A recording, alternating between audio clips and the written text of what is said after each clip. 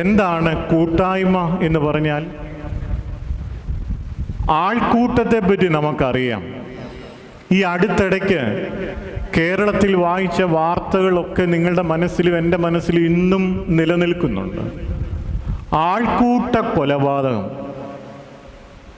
ഒരു മനുഷ്യനെ കൊല്ലാൻ ആൾക്കൂട്ടം ഒന്നിച്ചങ്ങ് ചെല്ലുക. ആരാ തല്ലിയത്, ആരാ കൊന്നത് തെളിവില്ല. നിസ്സാരം +2-നും 10ാം ക്ലാസ്സിലും പഠിക്കുന്ന കുഞ്ഞുങ്ങൾ ഒരു നിസ്സാര കാര്യത്തിന് വേണ്ടി ഒന്നിച്ച് കൂട്ടമായിട്ടങ്ങ് ചെല്ലുക ഒരുത്തനെ ആക്രമിക്കാൻ.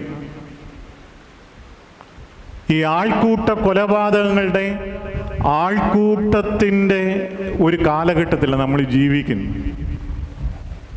എന്നാൽ ആൾക്കൂട്ടവും കൂട്ടായ്മയും തമ്മിൽ വ്യത്യാസമുണ്ട്.